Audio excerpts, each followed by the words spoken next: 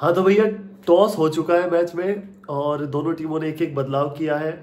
और जो उम्मीद हम कर रहे थे इंग्लैंड की, तो बात हमने पहले ही कर ली थी कि जो जोफ्रा आर्चर को लेके आए थे वो जोश टंग की जगह। इंडिया का जो एक्सपेक्टेड था एक ही चेंज कि बुमराह आ जाएंगे प्रसिद्ध कृष्णा की जगह। थोड़ा हमें लग रहा था कि शायद हम एक और चेंज के बारे में सोच सकते हैं, या तो हम एक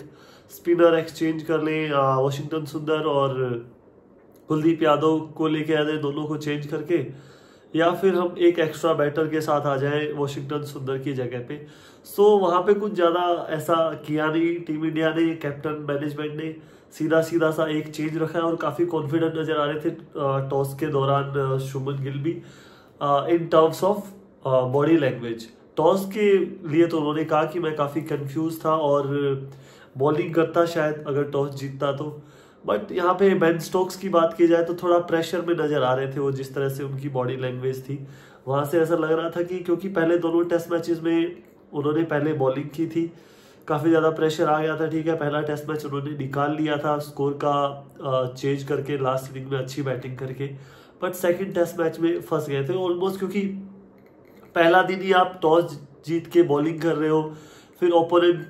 को चांस दे रहे हो और फिर वो ओपोनेंट आपको बिल्कुल नीचे लगा रहा है, उसके बाद वापस मौका दे नहीं रहा। पहले टेस्ट मैच में भी मोस्टली इंडिया ही डोमिनेट कर रहा था, बट वहां पे चांस खोया हमने। सेकंड टेस्ट मैच में पूरा वही डोमिनेशन फिर से दिखा, बट इस बार इवेंचुअली रिजल्ट थोड़ा डिफरेंट आया। तो इस बार बेन स्टोक्स ने सोचा चलो भाई टॉस जीते हैं और वेदर अच्छा है, धूप निकली हुई है, शायद ज़्यादा मदद नहीं मिलेगी, मे बी 10, 15, 20 ओवर्स या हार्डली फर्स्ट सेशन अगर वो इंग्लैंड बैटर्स निकाल जाते हैं वहाँ पे, तो फिर आपको आगे जाके हो सकता है इंग्लैंड फेवरेबल नजर आए इस मैच में, क्योंकि टेम्परेचर बहुत होने वाला है थ्रू आउट दिस मैच। 30, 29, 28 के आसपास टेम्परेचर होगा, बट वी नेवर नो कि कब वेदर चेंज हो जाए, इंग्लिश वेदर कंडीशंस कब बदल जाए, ये कोई भी नहीं प्रिडिक्ट कर सकता वैसे तो। बट प्रेशर में तो जरूर होंगे। बट दूसरी तरफ ये भी होगा कि यहाँ पे लॉर्ड्स में अगर चौथी पारी आपकी चौथे और पांचवें दिन आ रही है ना, तो बहुत डिफिकल्ट हो जाता है आपके लिए 250-300 रन भी चेंज करना।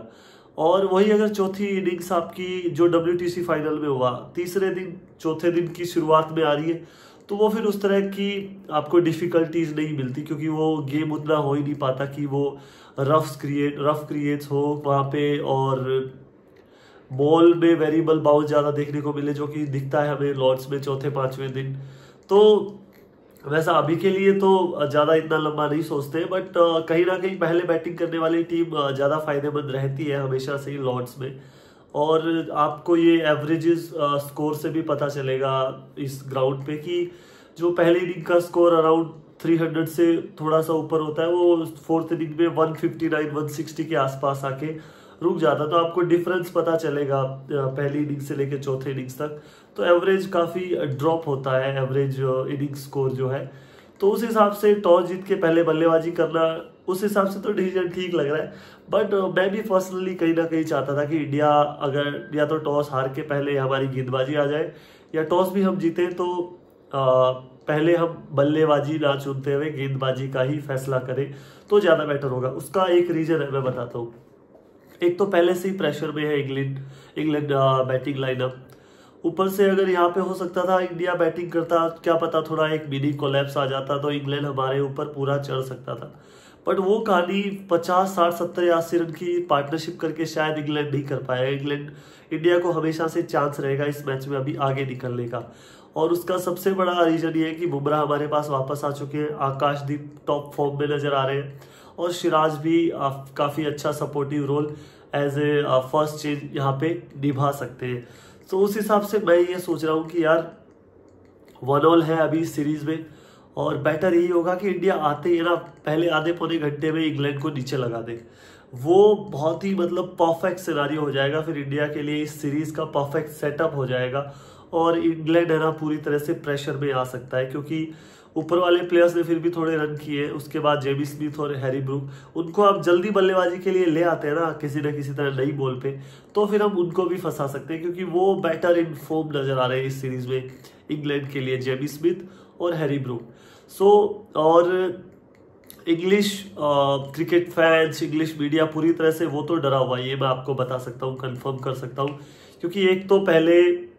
आकाशदीप और सिराज ने उनको डरा दिया था, प्लस एक बुमराह का जो एक फैक्टर है ना, फियर फैक्टर, आप ये मान के चल सकते हो इंग्लैंड कैंप में, तो इंग्लिश कैंप में ऐसे आप बोल सकते हो, वो अभी मंडरा रहा है। उनके दिमाग में ये चीज चल रही है कि यार पहला दूसरा विकेट जल्दी गिरा तो क्या,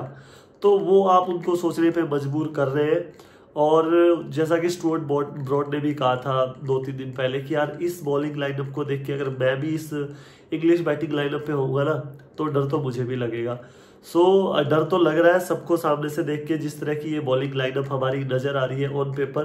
बट इसको थोड़ा सा ना फील्ड पे भी आप थोड़ा सा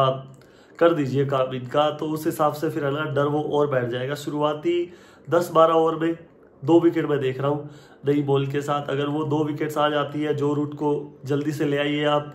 नई बॉल के सामने, वहां पे फिर, क्योंकि जो रूट मुझे ऐसा लगता है ठीक है उनकी ज्यादा रन्स नहीं आए, लेकिन ऐसा नहीं है कि दूसरी इनिंग्स में फर्स्ट मैच की उन्होंने रन्स बनाए थे, बाकी उसके अलावा ज्यादा कंफर्टेबल नजर नहीं आए हैं through out this series. But एक इनिंग लगती है ऐसे वाले बैटर्स को, बहुत बड़ा बैटर है, बहुत बड़ा बैट्समैन है वर्ल्ड क्रिकेट में, अगर बात की जाए इस फॉर्मेट की तो शायद सबसे बड़ा फिलहाल के टाइम में। बट उनको एक्सपोज करने के लिए सबसे बेस्ट है नई बॉल के सामने ले आओ बुमराह फिर से। बुमराह से तो वो वैसे ही डरते हैं, और पूरी इंग्लिश बैटिंग लाइनअप डर रही है अभी बुमराह से, प्लस हमारे पास आकाशदीप भी है। तो नई बॉल के साथ 2 विकेट ये मैं एटलीस्ट एक्सपेक्ट कर रहा हूँ पहले 10-12 या मे बी 15 ओवर, पहले 1 घंटे में अगर वो मिल जाते हैं, या पहले सेशन में 3 विकेट मिल जाते हैं। मेरा ऐसा है मानना है कि यहाँ पे पहले सेशन में 2 या उससे कम विकेट, शायद ये सेशन इंग्लैंड के नाम हो, 3 विकेट, ये सेशन फिर इंडिया के हक में जाएगा। और match on that means series also on. और वहां से इंडिया अगर यहाँ पहले सेशन में ही बढ़त बना के चले और इंग्लैंड को प्रेशर में डाले, जैसे कि हम पहले दोनों मैचेस में करते आ रहे थे, पहले बिल्कुल फर्स्ट सेशन से इंग्लैंड को नीचे लगा के चलो और प्रेशर बना के चलो, और चांस ही मत दो वापस आने का। ये उम्मीद है अभी कि जब हम नेक्स्ट टाइम मुलाकात हो तो यूजुअली जो अभी तक इस सीरीज में चलता आ रहा है कि इंडिया का अपर हैंड हो, और शायद उससे भी ज़्यादा इंडिया बिल्कुल तरह से डोमिनेट कर रहा हो, तो ज़्यादा सरप्राइज नहीं होगा हमें। और थोड़े चांसेस ये भी है कि कंडीशंस अच्छी लग रही है, पिच में ऐसा कुछ देख के बिल्कुल घास उड़ा दी गई है, बिल्कुल उड़ा दी गई है घास, तो सरप्राइज उसमें भी नहीं होगा कि इंग्लैंड बैटर्स अच्छे से अपने आप को अप्लाई करके यहाँ पे एक बड़ा स्कोर भी खड़ा कर दे दिन के पहले सेशन में या पहले दिन में इस टेस्ट मैच के। बट फिंगर क्रॉस, और उम्मीद यही करते हैं कि इंडियन जो बॉलिंग है हमारी वो टॉप नॉच परफॉर्मेंस दिखाए एक बार फिर से इस सीरीज में, और बढ़त हमारे पास हो। Bye bye, thank you.